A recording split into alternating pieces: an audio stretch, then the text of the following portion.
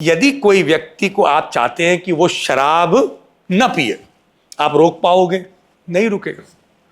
कुछ लोग तो ऐसे हैं 6 बजा नहीं कि सीधा मधुशाला पहुंच जाते हैं। स्पेशली जो लेबर क्लास के बेचारे जो काम करते हैं, दिन भर काम करते हैं और सारा पैसा जा करके उस बार में या वो अल्कोहल की जहाँ पे वो जो लाइन खड़ी होती है ना, उसमें आप देखिए खर्च करके चले आते हैं।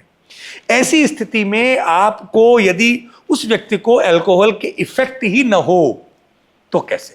बहुत लोग हमारे पास आते हैं, माँ आती हैं अपने बेटे के लिए पूछती हैं कि डॉक्टर साहब कोई ऐसी दवा बता दीजिए कि उसको हम दे दें कि उसको अल्कोहल का इफेक्ट हो ना, या वो शराब पीना छोड़ दे। पत्नी आके पूछती हैं, बच्चे आके कहते हैं।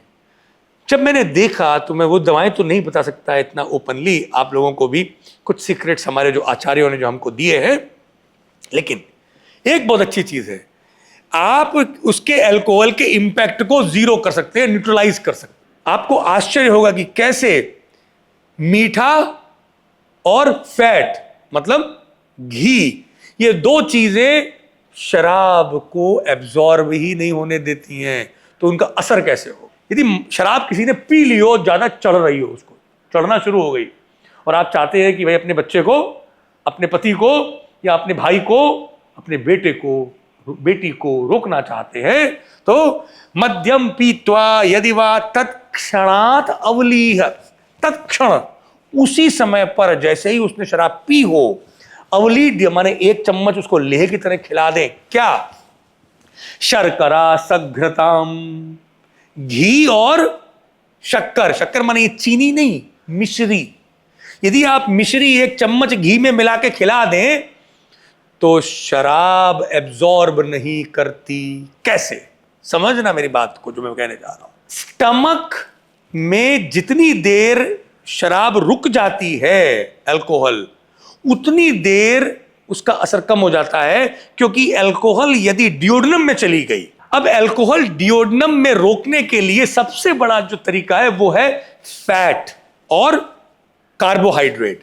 Fat in particular slows digestion more significantly than carbohydrate alone. तो आप जब कार्बोहाइड्रेट और फैट दोनों को जोड़ देते हैं तो वो अल्कोहल मेटाबॉलिज्म को रोक देता है। when combined with glucose the effect enhance and delay alcohol entry into the blood stream।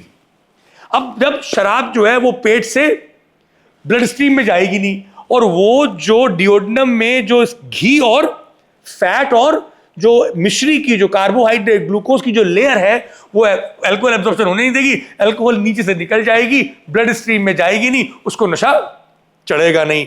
अब आप सबसे बड़ा आश्चर्य की बात यह है कि यह बात हम तो आज जान पा रहे हैं इस चीज को, लेकिन इतने हजारों साल पहले ये बड़े आयुर्वेद के साइंटिस्टों ने इस बात को जान करके डॉक्यूमेंट कर दिया। कुछ मूर्ख हैं वो आश्चर्य करेंगे कि क्या 1 चम्मच घी और शक्कर मिश्री शराब के नशे को रोक देगी? हाँ। तो अब ये छोटी छोटी चीजें, bigger the problem smaller is a solution. आचार्यों की सबसे अच्छी बात यह है कि इनका उद्देश्य व्यापारीकरण नहीं था, इसलिए इन्होंने छोटी छोटी चीजों से भी बड़ी बड़ी प्रॉब्लम को ठीक करने का रास्ता दिखाया। ये रास्ता कहता है कि मध्यम पीत्वा वा, यदि उसने बहुत ज्यादा पी भी ली है, प्रमथ वीर्यम अपि, उसका जो वीर्य है शराब का वो कम हो जाता है। मदयति न जातुम, उस पर वो मद नहीं हो सकता है। क्यों?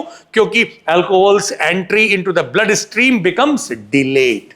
तो जब भी कभी आपको ऐसे पेशेंट आए जो जिनको मद हो जाता है, मतलब साइड इफेक्ट ऑफ अल्कोहल हो जाते हैं, लीवर तक पहुंचेगा कब अल्कोहल? जब वो ब्लड मेन स्ट्रीम में जाएगा।